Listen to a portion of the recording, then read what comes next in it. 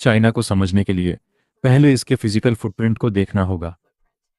ये landmass 5 geographical time zones में फैला है, गहरे रेगिस्तानों से सब ट्रॉपिकल जंगलों तक और हिमालयाज की उबड़ खाबड़ ऊंचाइयों तक।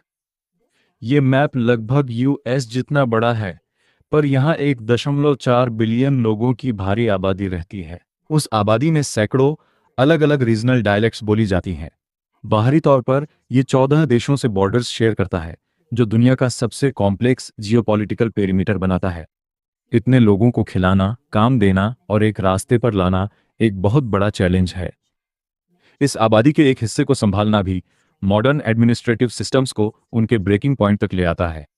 चाइना एक विशाल इंजीनियर्ड मशीन जैसा है, जो अरबों लोगों को एक साथ मैनेज करने की लॉजिस्टिकल प्रॉब्लम सुलझाने के लिए बना है।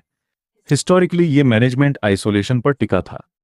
सदियों तक एम्पायर ने अपनी सीमाओं के लिए पहाड़ों में हजारों मील लंबी पत्थर की दीवारें बनाई, ताकि एग्रेरियन सोसाइटी को प्रोटेक्ट किया जा सके।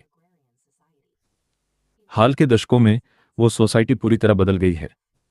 करोड़ों सिटीजन्स ने ग्रामीण खेती छोड़ दी और कोस्टल रीजन्स की ओर चल दिए, ताकि नेशन की इंडस्ट्रियल ग्रोथ को रफ्तार मिल सके। इन माइग्रेटिंग वर्कर्स के रहने के लिए स्टेट ने बहुत तेजी से कंक्रीट का जाल बिछाया। सिर्फ कुछ महीनों में खाली जमीनों पर हाउसिंग, यूटिलिटीज और कमर्शियल सेंटर्स के साथ पूरे सिटी ब्लॉक्स खड़े हो गए। नतीजा है घनी मेगा सिटीज की एक सीरीज। शंघाई जैसी जगहें वर्कफोर्स के लिए वर्टिकल हब्स का काम करती हैं, जहां लाखों लोग प्रोडक्टिव अर्बन सेंटर्स में सिमटे हुए हैं। ये हब्स एक सिंगल यूनिफाइड ग्रिड में आपस में जुड़े हुए हैं। हाई स्पीड रेल नेटवर्क जैसे बड़े स्टेट फंडेड इंफ्रास्ट्रक्चर प्रोजेक्ट्स की मदद से लेबर और रिसोर्सेज पूरे देश में बड़ी प्रिसीजन के साथ पहुंच पाते हैं। फिजिकल लैंडस्केप को रीइंजीनियर किया गया है।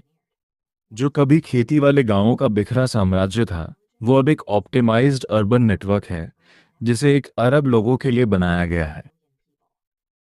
इस नेटवर्क को चलाने के लिए एक पावरफुल सेंट्रल नर्वस सिस्टम चाहिए। इसके कोर में एक unified top down government structure है, जो लोकल म्यूनिसिपैलिटीज को नेशनल डायरेक्टिव्स जारी करता है। ये स्टेट कैपिटलिज्म के जरिए होता है। यहाँ सेंट्रल गवर्नमेंट मार्केट ग्रोथ को फंड और गाइड करती है, ताकि कॉरपोरेट स्ट्रेटेजी नेशनल ऑब्जेक्टिव्स के साथ अलाइन रहे। नतीजे कोस्टलाइंस पर साफ दिखते हैं। बड़े शिपिंग पोर्ट्स रोज लाखों कंटेनर्स लोड करते हैं, जिससे ग्लोबल सप्लाई चेन में देश का स्टेटस मजबूत होता है। जैसे जैसे जीडीपी की लाइन दशकों से ऊपर चढ़ी है, पॉवर्टी रेट उतनी ही तेजी से नीचे गिरा है। ये ट्रांजिशन करोड़ों नागरिकों के ग्लोबल मिडिल क्लास में शामिल होने को दर्शाता है। इन एक्सपोर्ट्स की वेल्थ डिफेंस कैपेबिलिटीज के मॉडर्नाइजेशन को फंड करती है और इसकी जियोपॉलिटिकल रीच बढ़ाती है।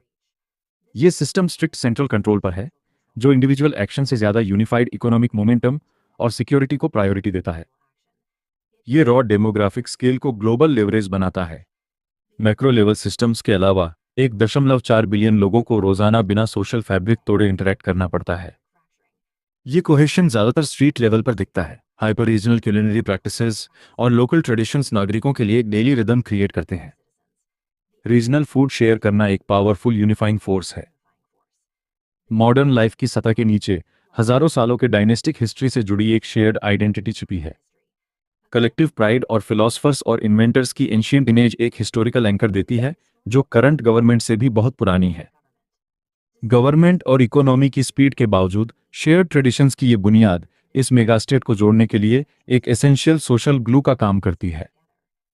यहाँ ट्रैवल करने वाले आउटसाइड ऑब्जर्वर के लिए ये एक्सपीरियंस डिसोरिएंटिंग हो सकता है। अब दो टाइमलाइंस के फ्रिक्शन के बीच चलते हैं, जहां सदियों पुराने कस्टम्स और ट्रेडिशनल आर्किटेक्चर ऊंची ग्लास बिल्डिंग्स की शैडो में नजर आते हैं। देश की आइडेंटिटी इसके स्केल की लॉजिस्टिकल मास्टरी और इसकी प्राचीन बुनियादों के बीच लगातार फ्रिक्शन से डिफाइन होती है, और इसकी हाइपर मॉडर्न एम्बिशन से भी। जैसे जैसे ये बिलियन पर्सन मशीन एक्सीलरेट हो रही है, इसका इवोल्यूशन आने वाले डेकेड में ग्लोबल लैंडस्केप रिशेप कर देगा।